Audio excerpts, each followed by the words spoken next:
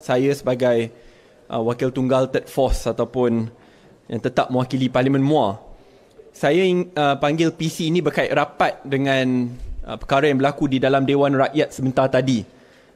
Apabila saya mendengar ucapan pergulungan Yang Berhormat Menteri Pengerang ataupun yang melibatkan Datuk Seri Azalina. Dalam ucapannya, saya bangun berdiri lebih 15 minit mencari masa untuk menanyakan soalan tambahan, tetapi tidak diberikan ruang. Saya faham itu merupakan prerogatifnya, tetapi izinkan saya menggunakan platform ini untuk membalas. Yang Berhormat Menteri katakan sebentar tadi bahawa kerajaan Madani adalah kerajaan yang akan walk the talk. Terma khusus kerajaan walk the talk.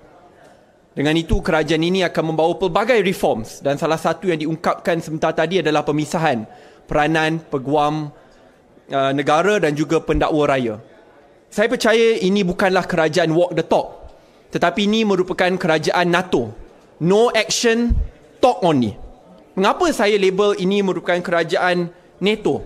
No action, talk only. Kerana sebelum ini dah banyak janji-janji reforms yang tertangguh dan terus ditangguhkan. Tak perlu nak bicarakan soal reforms baru, iaitu di dalam Parlimen kata nak bezakan peguam negara pendakwa raya. Pada bulan Mac sebelum ini, Yang Berhormat Perdana Menteri sendiri menjanjikan bahawa setiap Parlimen, tidak kira kerajaan atau pembangkang, akan dapat peruntukan yang adil dan saksama. Selepas siri demi siri rundingan, kini peruntukannya masih RM0 Malaysia.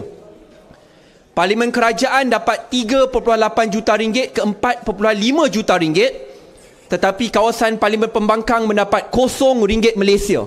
Maksudnya sekolah-sekolah yang tidak diselenggara di kawasan Pembangkang akan dibiarkan. Ia bermaksud orang susah yang berdaftar. Wah, ni Syed Gazette jatuh.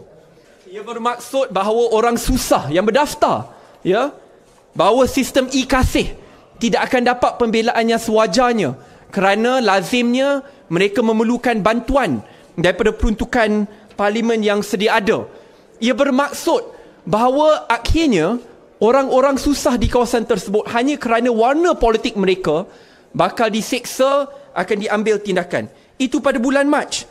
Tak payah pergi jauh lagi. Mengapa saya panggil ini no action talk only? Kerana sebelum ini pada bulan Januari yang ke-17, Perdana Menteri sendiri menjanjikan bahawa semua ahli kabinet akan diwajibkan untuk mengisytiharkan harta.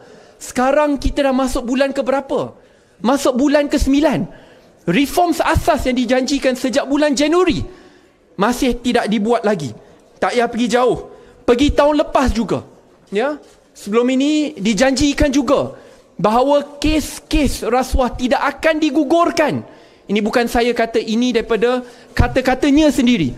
Tegaskan, diminta gugurkan kes mahkamah jika ingin jadi Perdana Menteri. Dan kini bila betul jadi Perdana Menteri, kes-kes digugurkan juga. Mengapa saya kongsikan liputan-liputan ini? Kerana apabila saya dengar ucapan di dalam Dewan tadi, kata ini kerajaan walk the talk. Realitinya ini kerajaan NATO. No action, talk only. Kata nak isytihar harta, dah 8 bulan tak isytihar lagi. Kata nak berikan peruntukan yang adil dan saksama, selepas beberapa bulan RM0 Malaysia. Kata nak lawan rasuah, tak nak gugurkan kes, masih berulang lagi, masih gugurkan juga. Ini saya tak nak ungkapkan perkara berkenaan menang hari ini harga minyak turun. Saya tak bangkitkan pun soal itu. Saya bangkitkan soal perkara yang boleh dilakukan, which is within your control. Sebab itu dalam bab ini tidak perlulah nak katakan ini kerajaan walk the talk. Saya rasa rakyat pada hari ini bila dengar perkataan tata kelola tu, orang dah tahu ini penipuan. Bila dengar kata akan laksanakan, orang dah kurang percaya kerana telah diberikan pelbagai peluang tapi masih tak dilakukan. Sebab itu kalau nak kata kita perlukan sokongan 2/3, kalau tidak ada sokongan 2/3, reforms tidak boleh dilakukan.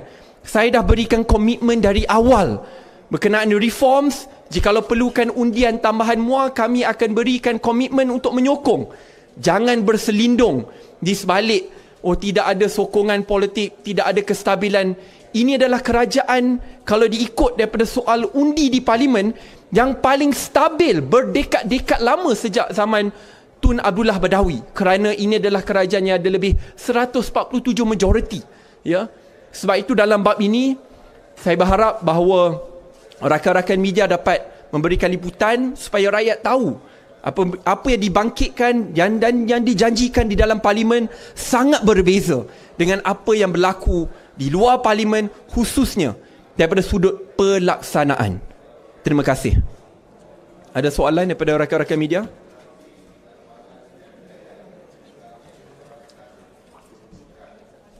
Saya tunjukkan tiga-tiga. Ni termasuk tarikhnya sekali.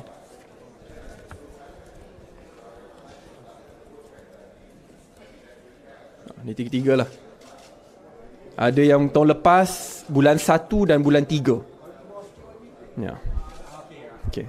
Sebab itu apabila dibincangkan nak bawa reforms baru di dalam parlimen, saya tanya, mana yang dah dijanjikan sebelum ini? So kalau nak kata walk the talk, kita semua tahu ini bukan walk the talk, ini no talk, no action talk only. Okay? Ada soalan?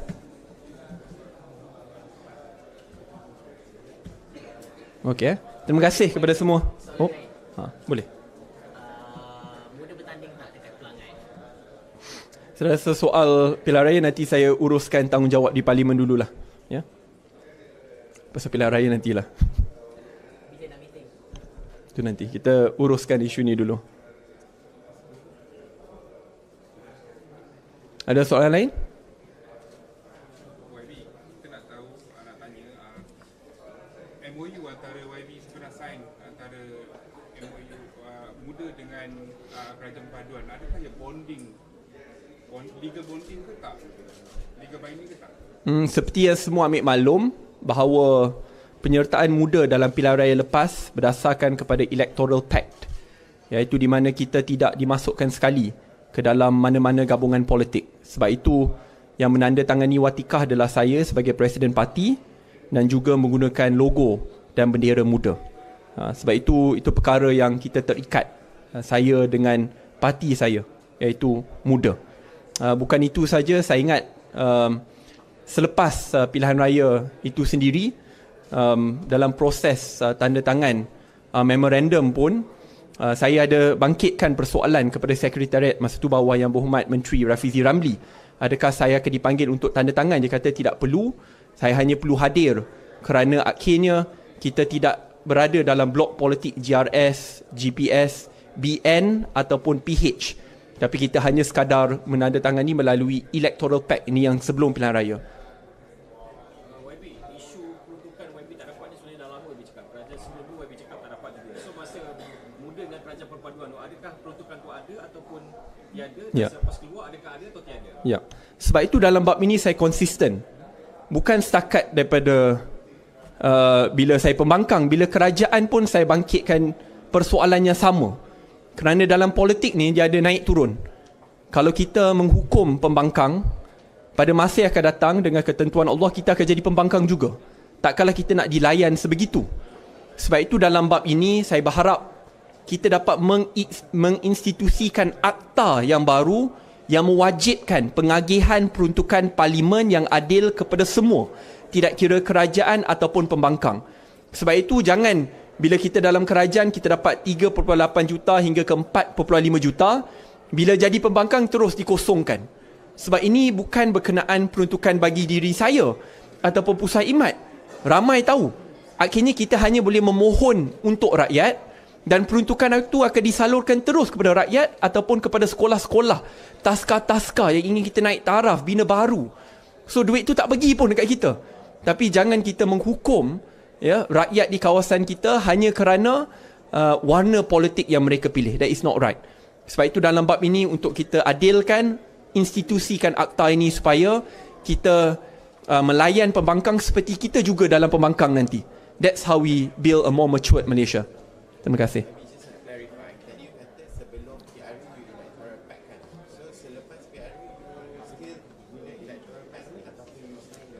Kalau ikut Electoral Pact ni, dia memang pakatan pilihan raya sahaja. Maksudnya, ia hanya semasa pilihan raya. MOU kerajaan paduan macam mana? Sebab tu dia kalau ikut tanda tangan, dia pakatan pilihan raya. Namanya pun Electoral Pact, pakatan pilihan raya. Sebab itu berkenaan soalan ni yang diungkapkan berkali-kali, saya lontarkan balik kepada mereka lah. Ya. Kalau nak saya kosongkan kerusi, cermin diri sendiri dahulu, ya. Mereka yang menjanjikan kepada rakyat dan dipilih oleh rakyat, mendapat mandat oleh rakyat berdasarkan platform integriti, lawan rasuah, tidak boleh gugurkan kes. Sebab itu mereka dipilih. Kalau mereka berani, pergi balik kepada rakyat, tanya, adakah mereka akan dipilih? Kalau sebelum pilihan raya mereka janjikan menang, kita gugurkan kes, mereka akan dipilih ke tidak? Jadi maksudnya tak ada kesan dari segi undang-undang. Itu saya jawab lah. Saya jawab di atas kapasiti saya sebagai Presiden Muda dan Ahli Parlimen Muar. Untuk pengosongan kerusi ni tadi terpakai untuk Amira sekarang juga atau macam mana? Dia samalah bawah Parti Muda. Baik. Terima kasih.